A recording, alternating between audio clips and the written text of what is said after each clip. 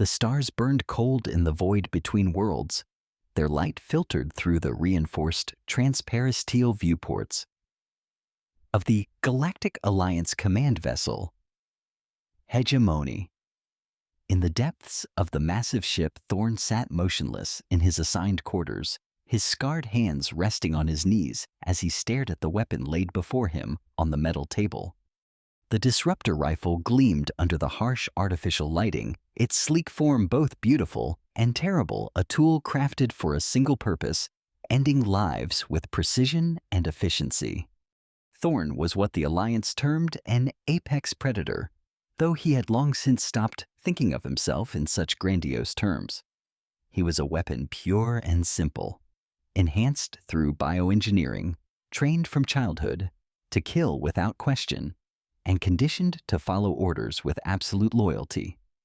For 37 years, he had served the Galactic Alliance, faithfully eliminating threats to their expanding hegemony across 100 worlds.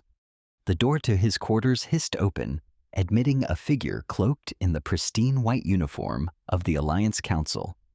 General Morrison, his handler for the past decade, entered with the measured steps of a man accustomed to command. His augmented eyes, cybernetic replacements that gave him an unsettling insectoid appearance, fixed on Thorn with their characteristic blue glow. Thorn! Morrison's voice carried the metallic undertone of vocal enhancement. The Council has your next assignment. Thorn rose smoothly to his feet, his movements displaying the controlled grace that came from a lifetime of combat training. I am ready, General. Morrison activated a holographic projector from his gauntlet, and the image of a woman materialized between them. She appeared to be in her 40s, with the distinctive iridescent skin tone of the Zephyrians, a species known for their advanced scientific capabilities. Her eyes held an intelligence that seemed to peer directly into the viewer's soul, even through the static medium of the hologram. Dr. Lirale. Morrison began, his voice taking on the clinical tone he used for mission briefings. Former head of xenobiology research for the Alliance. She has stolen classified information regarding sensitive projects. More specifically, she has uncovered details about the Humanity Preservation Initiative. Thorn's expression remained neutral, though something stirred in the depths of his programmed mind, a whisper of unease that he immediately suppressed. He had learned not to question orders, not to think too deeply about the targets he was assigned to eliminate. Doubt was a luxury he could not afford. The Council has decided that Dr. Voss poses too great a threat to Alliance security. Morrison continued. She must be eliminated before she can disseminate her findings to other species. Intelligence suggests she is hiding on the mining colony of Kepler 442c in the Outer Rim. You will depart immediately. Thorn nodded once, a sharp movement that conveyed his acceptance of the mission. Understood, General. Any specific parameters for the elimination? Make it clean, Thorn. We cannot afford to create a martyr. Stage it as an accident if possible, but above all, ensure she cannot share what she has learned. Morrison's cybernetic eyes whirred softly as they refocused. The ship Shadowhawk has been prepared for your departure. You leave within the hour. As Morrison turned to leave, he paused at the threshold.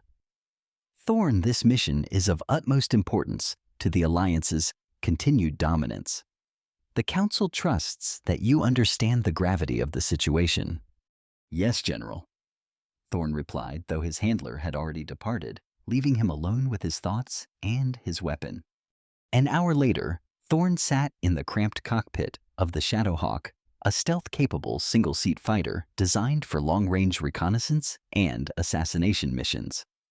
The ship's AI, a limited but efficient system, had already calculated the optimal route to Kepler 442c, accounting for patrol routes and sensor nets.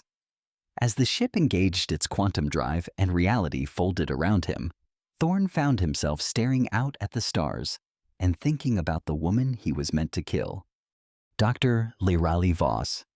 He had reviewed her file during the journey, memorizing every detail with the methodical precision that had been beaten into him during his training. Brilliant. dedicated to her research. No criminal record, no history of sedition or rebellion. Just another scientist who had apparently stumbled upon something the Alliance preferred to keep hidden. The journey to Kepler 442c took 3 standard days, during which Thorne maintained his usual pre-mission routine physical conditioning, weapon maintenance, and meditation techniques designed to sharpen his focus. Yet despite his best efforts, questions continued to surface in his mind like bubbles rising through oil. What exactly was the Humanity Preservation Initiative? Why did the Alliance consider Dr. Voss such a threat? Throughout his career, Thorne had eliminated dissidents, enemy agents, and rival faction leaders. But Dr. Voss seemed different. Her file suggested a woman driven by scientific curiosity rather than political ambition. As the Shadowhawk dropped out of quantum space near Kepler 442c, Thorne pushed these thoughts aside. Doubt was a liability he could not afford, especially not now when the mission required his complete focus. Kepler 442c was a harsh world, its surface scarred by centuries of intensive mining operations. The colony that had grown up around the primary excavation site was a ramshackle affair of prefabricated buildings and improvised structures home to perhaps 10,000 souls of various species. It was the perfect place for someone to disappear and the perfect place for an assassination. Thorne deployed from the Shadowhawk in orbital freefall, his powered armor allowing him to navigate the planet's atmosphere with minimal heat signature. He landed in the industrial sector of the colony, using the massive mining equipment as cover while he surveyed his surroundings. According to intelligence, Dr. Voss had been seen in the colony's research quarter, a relatively small section where independent scientists conducted experiments using the unique mineral resources found on Kepler 442c. Thorne made his way through the twisting maintenance tunnels beneath the colony, moving with the patience of a predator stalking its prey. He spent hours observing the research quarter, identifying patrols, mapping escape routes, and locating Dr. Voss's temporary laboratory. When he finally spotted her through the reinforced window of her workspace, Thorne felt an unexpected moment of hesitation. Dr. Voss was not what he had expected. She moved with a grace that spoke of years spent in low gravity, her iridescent skin shimmering under the laboratory lights. But it was her eyes that gave him pause, eyes filled with a mixture of fear and determination that reminded him of something he had thought long buried. She was afraid, yes, but not cowering. Even knowing that the Alliance was hunting her, she continued her work with single-minded focus. Thorne watched as she meticulously cataloged samples, her hands steady despite the danger she faced. For the first time in his career, Thorne found himself wondering not just how to kill his target, but why. Over the next day, he continued his surveillance, learning Dr. Voss's routines and habits. She worked long hours in her laboratory, emerging only for meals at a small cantina frequented by researchers and miners. She spoke little to others, but when she did, her words were kind, thoughtful. She bought food for a group of orphaned children who scavenged in the colony's waste piles. She helped an elderly Martelli engineer repair his atmospheric processor when the colony's maintenance crew was too busy. These small acts of kindness should have meant nothing to Thorne. He had killed kind people before gentle people who had never harmed anyone. But something about Dr. Voss troubled him in a way that defied his conditioning. On the second night of his surveillance, Thorne made his decision. He would confront Dr. Voss, directly demand the information she had stolen, and then complete his mission. It would be more direct than his usual methods, but the growing uncertainty in his mind demanded resolution. He waited until the research quarter was empty, then slipped into Dr. Voss's laboratory through a ventilation shaft. She was alone, working at a holographic display that showed complex molecular structures rotating slowly in the air before her. She seemed so absorbed in her work that she didn't notice his presence until the soft hiss of the lab doors sealing shut brought her head around. Dr. Voss froze for a moment, her large eyes taking in Thorne's imposing figure. He stood nearly 2 meters tall in his armor, his scarred face partially hidden by his tactical visor. In his hands, he held the disruptor rifle, its charge indicator glowing a soft red. "Dr. Lirale Voss?" Thorn said, his voice carrying the mechanical undertone of his armor's voice modulator. "You will come with me." To his surprise, Dr. Voss did not immediately flee or beg for her life. Instead, she straightened to her full height and regarded him with a steady gaze. "You are the apex predator they sent to kill me," she said, her voice remarkably calm. "I wondered when you would finally stop stalking me from the shadows." Thorn's finger tightened on the trigger, but he didn't avise. "You are wanted by the Alliance for theft of classified information. Surrender now, and your death will be quick." Dr. Voss laughed, a sound devoid of humor. "Quick death? Is that the mercy you offer to all who threaten to expose the truth?" She gestured to the holographic display behind her. "Do you know what I discovered, Apex Predator? Do you know why they want me dead?" "It does not matter," Thorn replied, though his conviction wavered as he spoke the words. "My orders are clear." "Your orders?" Dr. Voss repeated, moving slowly to stand beside her holographic display. "Tell me, Apex Predator, have you ever wondered why humanity is so reviled throughout the galaxy? Why every other species sees your kind as savage, brutal, irredeemably violent?" Thorn's jaw clenched beneath his visor. These were questions he had been taught never to ask, doubts he had been conditioned to suppress. Humanity's reputation in the galaxy was indeed dark. They were seen as conquerors-destroyers, a plague upon the cosmos. The Alliance had taught him that this was simply the way of things. Humanity was strong, others were weak, and strength must dominate. "It is because we are the apex predators," he said, repeating the doctrine that had been drilled into him since childhood. Dr. Voss shook her head sadly. "No, apex predator. It is because they made you that way." She activated the holographic display, and the image changed. Now it showed a double helix of DNA, but not human DNA. This was something else. Something that seemed to writhe and pulse with an alien vitality. "This is what I found in the classified files," Dr. Voss said, her voice growing stronger with each word. "The truth about the Humanity Preservation Initiative. Your species was not always what it is now. 50,000 years ago, humanity was little different from any other species capable of both cruelty and kindness, war and peace. But the Alliance's predecessors, the hegemony of the first, they changed you." The DNA structure rotated slowly, revealing complex modifications, insertions, alterations that had been made to the human genome. "They needed soldiers," Dr. Voss continued. "Brutal, efficient, unquestioning soldiers to expand their empire. So they took humanity and made you into weapons.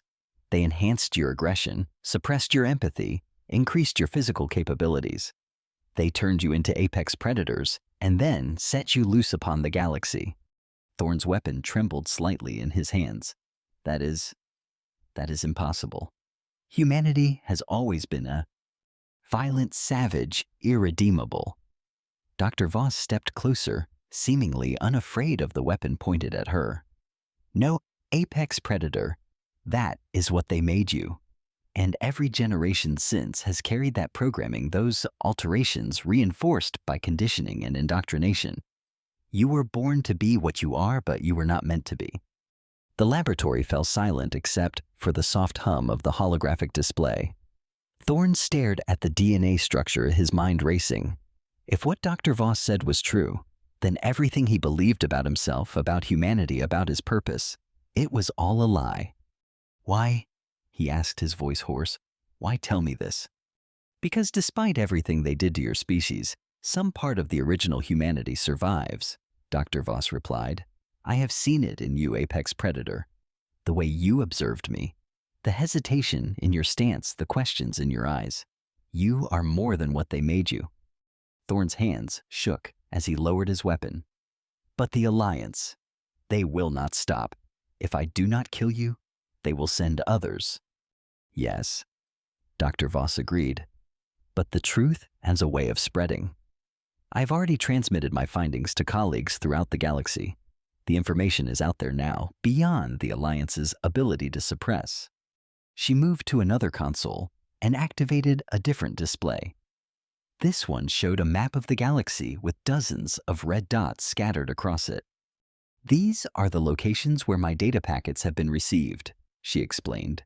"Scientists, historians, philosophers, beings who will examine the evidence and draw their own conclusions. The Alliance can kill me, can kill you, but they cannot kill the truth." Thorne stared at the map, then at Dr. Voss, then at his weapon. His conditioning screamed at him to complete the mission, to pull the trigger and fulfill his orders. But a deeper part of him, a part that perhaps remembered what humanity had been before the alterations, rebelled against that programming. "What am I supposed to do?" he asked, the question torn from somewhere deep within him. Dr. Voss reached out slowly, her hand touching his armored gauntlet. "You can choose," she said simply. "For perhaps the first time in your life, you can choose what kind of being you want to be." Thorne closed his eyes, feeling the weight of 10,000 years of genetic manipulation and conditioning pressing down upon him. He thought of all the beings he had killed in the name of the Alliance, all the lives he had ended without question. He thought of the children Dr. Voss had fed the engineer. She had helped, the kindness she had shown, even knowing she was hunted. When he opened his eyes again, his decision was made. Instead of raising his weapon, Thorne sank to one knee. The disruptor rifle fell from his hands, clattering to the laboratory floor with a sound that seemed to echo through the cosmos itself. He pulled off his helmet, revealing a face marked by scars from countless battles, eyes that had seen too much death, and features that spoke of a man who had carried the weight of duty for too long. "I choose," he said, his voice barely above a whisper. "I choose to be more than what they made me." Dr. Voss knelt beside him, her iridescent skin catching the light as she smiled, a genuine expression of hope and triumph. "Then you have already begun to reclaim what humanity was meant to be." The moment of peace was shattered by alarms klaxoning throughout the colony. Red lights flashed as emergency broadcasts crackled over the communication systems. "All civilians evacuate immediately. This is not a drill. Unknown vessels have entered the system. All civilians." The transmission cut to static. Thorne was on his feet instantly, his training overriding his momentary vulnerability. Through the laboratory's window, he could see ships descending from orbit, Alliance vessels moving with predatory grace through the atmosphere. "They tracked me," he said grimly. "The Alliance knows I'm here." Dr. Voss nodded, her earlier calm replaced by urgency. "Then we need to move. I have prepared for this possibility." She ran to a wall panel and input a complex code. A section of the wall slid away, revealing a hidden passage. "This leads to the old mining tunnels beneath the colony. We can reach the shuttle bays through there." As they entered the passage, Thorne retrieved a sidearm from his armor. "Doctor, I need you to understand, by helping you, I am now marked for death by the Alliance. There will be no going back." "I know," she replied, her voice steady even as explosions began to rock the colony above them. "But sometimes the only way forward is through the fire." They moved quickly through the tunnels, the sounds of the Alliance assault growing louder above them. Thorne's enhanced hearing picked up the distinctive whine of drop pies impacting, followed by the rhythmic thunder of heavy combat boots. The Alliance had sent a full strike team. As they navigated the twisting passages, Dr. Voss explained her escape plan. "There is a small research vessel in Shuttle Bay 7. It's equipped with a prototype cloaking device of my own design. If we can reach it—" Her words were cut off as the tunnel ahead exploded in a shower of dust and debris. Alliance troopers poured through the breach, their weapons already trained on the fleeing pair. "Target acquired," one of them shouted. "Apex Predator Thorne and the fugitive scientist." Without hesitation, Thorne threw himself forward, shielding Dr. Voss as disruptor fire filled the tunnel. His armor absorbed most of the impacts, but he could feel his shields weakening with each hit. He returned fire with his sidearm, placing precise shots that found gaps in the trooper's armor. "This way." Dr. Voss pulled him into a side passage just as a microgrenade detonated where they had been standing. They ran through a maze of maintenance tunnels, the sounds of pursuit never far behind. Thorne's military conditioning served them well, allowing him to anticipate the enemy's movements and find alternate routes when passages were blocked. But the Alliance forces were numerous and well-equipped. They were being herded toward a predetermined destination. The shuttle bay, Dr. Voss panted as they reached a junction in the tunnels. It's just ahead. They emerged into Shuttle Bay 7 to find it seemingly empty. Dr. Voss's research vessel, a sleek craft no larger than a civilian transport, sat waiting in the center of the bay. But as they approached, Thorne felt a familiar chill of recognition. General Morrison stepped out from behind the vessel, flanked by a squad of elite Alliance commandos. In his hands, he held a neural disruptor, a weapon designed specifically to neutralize enhanced humans like apex predators. "Thorne," the general said, his cybernetic eyes glowing with disapproval, "you have disappointed the Council gravely." Dr. Voss moved to stand beside Thorne, her chin raised defiantly. "And you, General, represent everything that is wrong with this galaxy. The manipulation, the lies, the casual brutality, it all ends here." Morrison laughed, a sound like grinding metal. "You are responsible for corrupting one of our finest assets, Alien. But no matter. We will recondition Thorne, and your death will serve as a reminder to others who would challenge the Alliance." Thorne stepped forward, placing himself protectively in front of Dr. Voss. "No, General. I am no longer your asset. I am no longer your weapon." "You have no choice in the matter," Morrison replied. "You are what we made you, Thorne. You cannot escape your conditioning, your purpose." "My purpose," Thorne said slowly, "is what I choose it to be." He reached for his sidearm, knowing it was futile. The commandos had superior position, superior numbers, and superior firepower. But as his hand closed around the weapon's grip, something unexpected happened. The shuttle bay's lights went out. Emergency power kicked in a moment later, bathing the area in red light. In the confusion, Thorne heard the distinctive sound of Alliance weapons powering down one by one. "What?" Morrison began, then stopped as figures emerged from the shadows. The miners and researchers of Kepler 442c had come weapons in hand, forming a circle around the Alliance forces. These were not soldiers, but they outnumbered the commandos 10 to 1. More importantly, they stood together, humans and aliens, side by side, united in defiance of the Alliance. An elderly Drosian engineer stepped forward, his forearms holding a military-grade plasma rifle with obvious familiarity. "General Morrison," he said, in accented standard, "you are not welcome here. Welcome." Morrison's cybernetic eyes darted around the shuttle bay, calculating odds. "You cannot protect them. The Alliance will return with a full fleet." "Let them come," interrupted a human woman, her miner's clothing marked with the dust of countless excavations. "We've transmitted everything to the Free Worlds Coalition. The truth about what your Alliance did to humanity. It's spreading across the galaxy faster than your propaganda can contain it." Dr. Voss stepped forward, her voice carrying through the shuttle bay with newfound confidence. "The data has been distributed to every major scientific institution, every historical archive, every philosophical council. Beings across the galaxy are already analyzing the genetic evidence, reviewing the timeline, understanding the scope of your manipulation."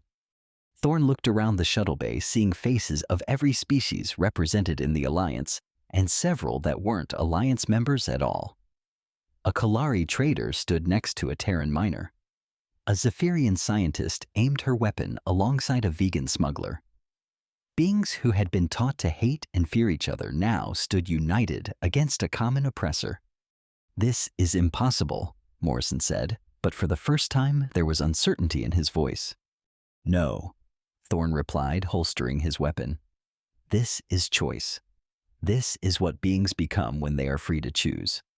General Morrison raised his neural disruptor, but before he could fire one of his own commandos, a human woman with the ice-cold eyes of an apex predator turned and placed her weapon against his head. "I choose," she said simply. One by one, the other commandos lowered their weapons.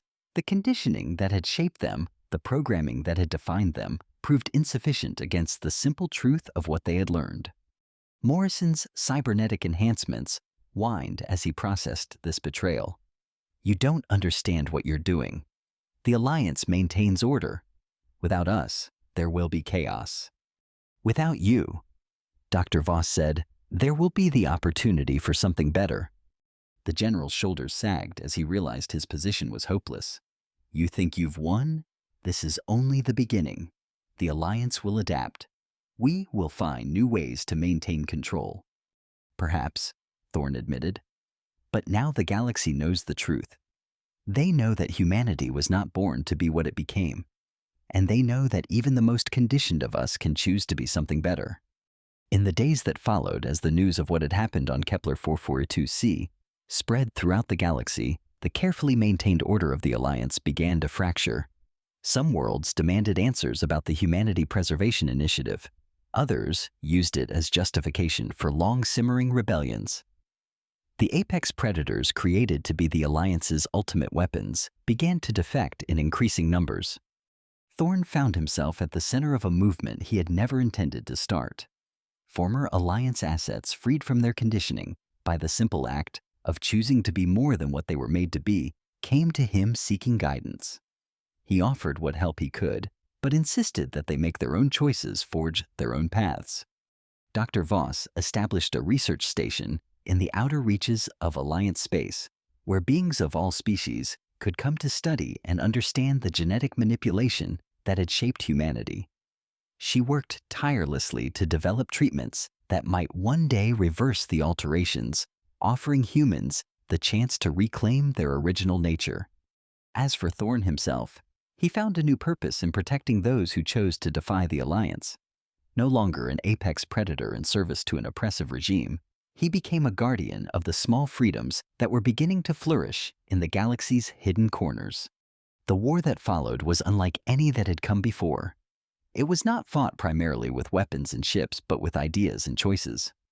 Every being who learned the truth faced the same decision Thorne had made in that laboratory on Kepler 442c, to remain what they had been conditioned to be, or to choose something more. The Alliance fought back with a desperation born of centuries of unchallenged power. They deployed new weapons, created new apex predators with stronger conditioning, and attempted to suppress the spreading information through any means necessary. But for every truth they silenced, two more voices spoke up. For every apex predator they created, three more chose to break their conditioning. Years passed.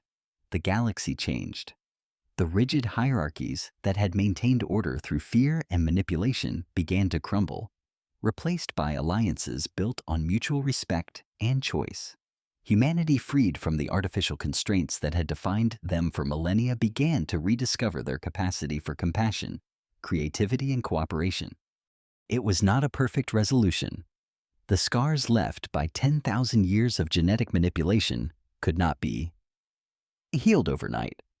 Some humans chose to embrace their enhanced nature, arguing that they had a right to the strength and capabilities they had been given. Others sought to remove every trace of the modifications, wanting only to be free of the taint of their ancestors' oppression. Dr. Voss continued her research, making breakthrough after breakthrough in understanding the intricate web of genetic changes that had transformed humanity. She discovered that the modifications had been far more extensive than anyone had realized, affecting not just physical capabilities and aggression, but entire cognitive patterns and emotional responses. Yet she also found something hopeful, buried deep in the human genome, traces of what humanity had been before, dormant but still there, waiting to be awakened. With each generation, as the artificial conditioning weakened and choices were freely made, these original traits grew stronger. Thorne lived to see the day when the first humans born completely free of the Alliance's genetic modifications came of age. They were still recognizably human, but different in subtle ways, more empathetic, more creative, more capable of seeing beyond the artificial divisions that had separated the species of the galaxy. On his deathbed, surrounded by beings of a dozen species who had found freedom through choice, Thorne reflected on the moment in Dr. Voss's laboratory when he had knelt instead of killed. It had seemed such a small action then, dropping a weapon and choosing mercy over duty.